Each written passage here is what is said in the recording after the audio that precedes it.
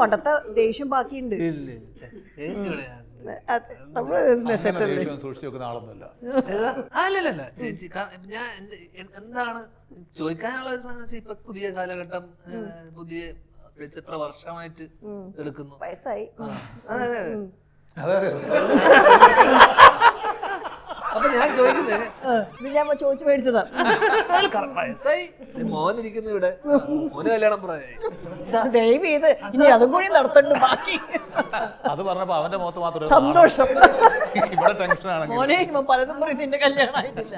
അല്ല, ഇപ്പൊ നമ്മള് പഴയ കാലങ്ങളിലുള്ള ഇന്റർവ്യൂസ് കാണുമ്പോ, ചേച്ചി പഴയ കാലഘട്ടത്തിലുള്ള ഇന്റർവ്യൂസ്, അതില് ഇന്നത്തെ കാലത്ത് പിടിച്ചു നിൽക്കുക. കാരണം ഇന്നത്തെ കാലത്ത് പഴയ ആൾക്കാരൊക്കെ ഭയങ്കര സീരിയസ് ആണ് ഇന്റർവ്യൂ. പണ്ടത്തെ ഇന്റർവ്യൂ ഫോർമാറ്റ് വളരെ വളരെ സീരിയസ് അല്ലേ, ലാഘവത്തോടുകൂടിയാ. എനിക്ക് തോന്നുന്നു പണ്ട് മുതൽ ഇന്ന് വരെ, അല്ല അന്ന് മുതൽ ഇന്ന് വരെ ഒരേ സാധനം, ഈ ചിരിയും കളിയും മെയിൻറ്റെയിൻ. കാരണം പ്രായത്തിനായിട്ട് എനിക്ക് തോന്നുന്നു ആ കാലഘട്ടത്തിൽ നിന്ന് അത് പറയാൻ വേണ്ടി ഒരു ചോദ്യം പോലും.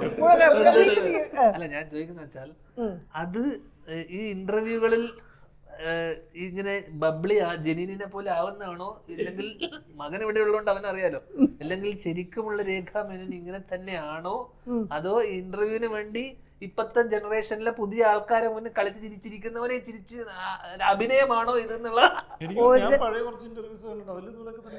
അത് ഇന്റർവ്യൂവിന് വരുമ്പോ മാത്രമാണോ എന്നുള്ളതാണ്. അതെ, നമ്മൾ ഈ അടുത്ത കാലത്ത് കണ്ട പുതിയ ജനറേഷൻ ആൾക്കാരായിട്ട് പിടിച്ചു നിൽക്കണമല്ലോ. അങ്ങനെ അതൊരു പ്രശ്നമല്ല. അംബാസിഡർ കാർ ഇന്നും തിയേറ്ററുകളിൽ വളരെയധികം ഇതുണ്ടാക്കിക്കൊണ്ടിരിക്കണ്ടല്ലോ. തുടരും എന്നുള്ള സിനിമയിലെ അംബാസിഡർ കാർ പഴയതാണല്ലോ, ഇപ്പോഴും അതിനൊരു വാല്യൂ ഉണ്ടെന്ന് മനസ്സിലായല്ലോ. അത്രയേ ഉള്ളൂ. ഞാൻ അതായത് ഇനിയും തുടരും എന്നാണ് പറഞ്ഞത്.